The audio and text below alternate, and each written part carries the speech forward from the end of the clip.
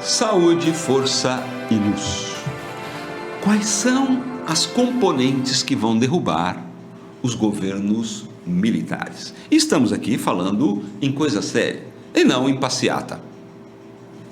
O que vai derrubar o governo dos militares? Primeira coisa, os senhores militares conseguiram o apoio dos Estados Unidos, porque sem o apoio dos Estados Unidos você não pode dar golpe em lugar nenhum do mundo, porque eles vão lá tentar derrubar.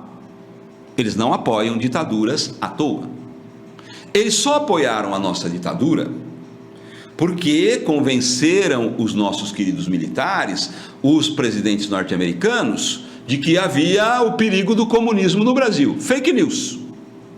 O número de comunistas no Brasil não enche um carro estrada e, para ser velhinho, uma perua Kombi. Nem naquela época e nem hoje. Isso aí é fantasia. É só pegar o número de pessoas que foram torturadas, presas e mortas, né? Vamos ser exageradíssimos. Os desaparecidos são 447 pessoas. Os perseguidos, vou exagerar muito, são 10 mil pessoas. 10 mil pessoas numa população da época de 90 milhões de pessoas não são coisa nenhuma. É um número ínfimo.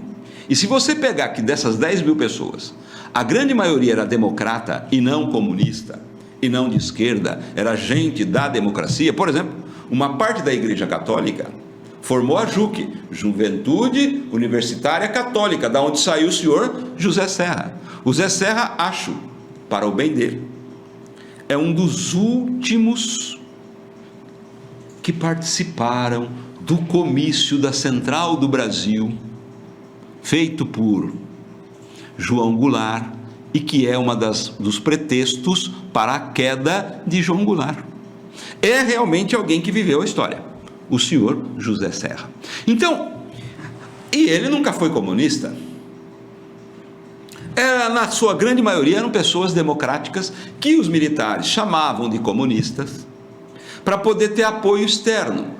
Quando no governo do Jimmy Carter, o Greenhalgh, que hoje é um rapaz do PT, norte-americano Greenhalgh, que hoje é um moço do PT, alerta os políticos dos Estados Unidos: o Brasil não está combatendo o comunismo, não tem comunismo, coisa nenhuma. O presidente Jimmy Carter cria essa coisa chamada direitos humanos para o Brasil, e isso se espalha no mundo inteiro. Então, os Estados Unidos param de apoiar a nossa ditadura militar. Um pouco antes,